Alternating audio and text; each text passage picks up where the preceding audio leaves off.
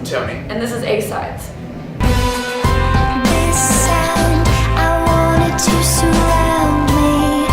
Play it loud, play it loud, play it loudly. A-sides, around, around, around we go. A-sides, press play on life and here we go.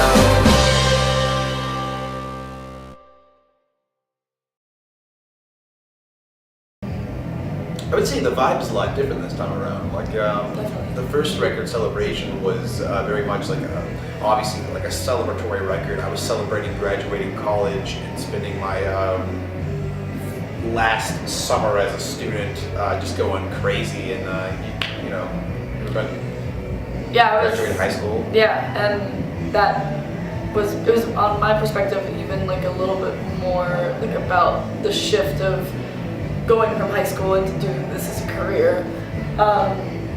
So I was just refusing to be an adult the first time around, yeah. And I think the second now on this record, it's more coming from a place of like this is Well, a little more wisdom and like a little more adult.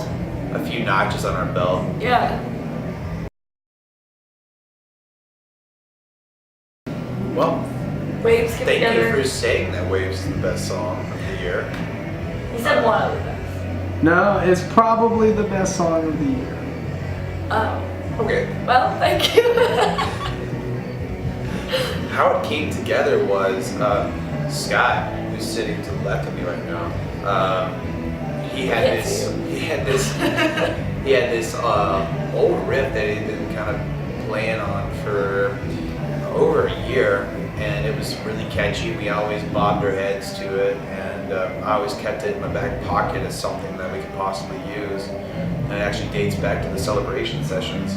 And so after a tour with Circus Survive that was really, really long and strenuous, and It was probably like just on our end the most difficult tour. They were amazing. It had nothing to do with oh these yeah, people. all those guys were great. Yeah. Just financially and the trailer breaking down and just outside circumstances was a really hard tour on us. Yeah, got home after so many weeks, and I just kind of like locked myself in my room and wrote this song called As I Went, which had the lyrics to Waves, and months later It's kind of like the stem cell for what that song became. yeah, and I just asked Scott if it was okay to combine the lyrics and the melody with his riff, and he said sure, and we put it together in the cabin in the mountains of Kentucky, and it took 20 tries, but we nailed it Yeah. finally. Yeah.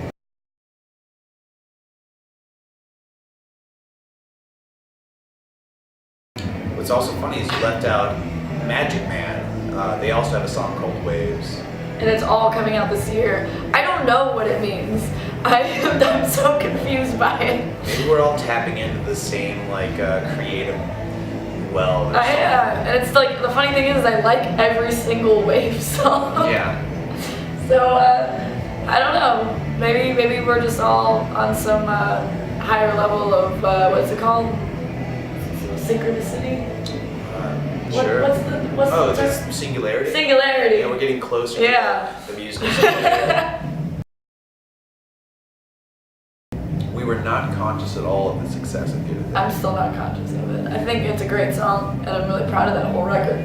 And I understand, you know, like there were little mile markers of it, but I don't know. I think I'm always gonna want more. Yeah. So.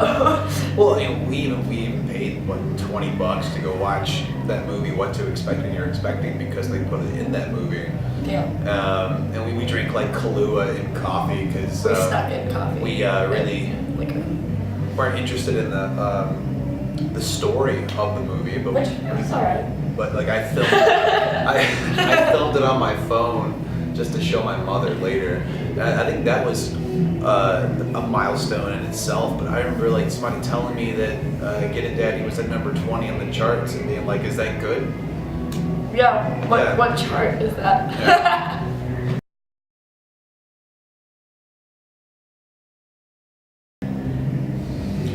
The pluses are usually catching so many great shows. Yeah, the pluses of playing a festival. Definitely just, for me, it's like backstage.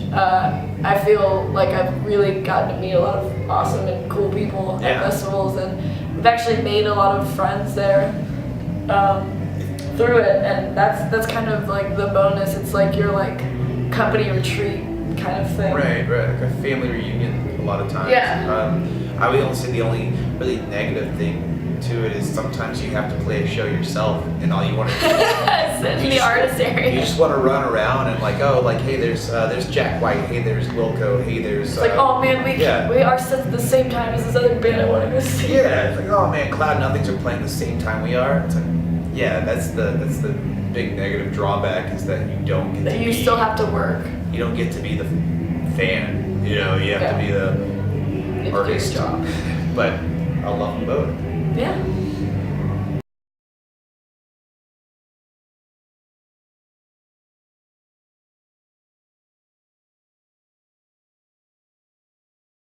I think if we had written the album Rumors, we could totally imagine that. But we didn't, so. Yeah. So right now, I think we're probably all in it to win it. I don't think we're gonna break up and get back together again, only to have a band member leave. Yeah, and get back together. this band is so close and has been through hell and high water together throughout the past 4 years that I think if anybody left, the band would be over. Yeah, except for maybe Lee. You can leave. Just joking. No, we would all not function without one another. There's some weird balance that happens. There's a weird psychosis you have to be in this band. Yeah, it doesn't make sense because I mean, I'm not saying we function. Like, I'm not saying we're like a healthy, happy family. We're a very dysfunctional family that I think if you removed one element, it all would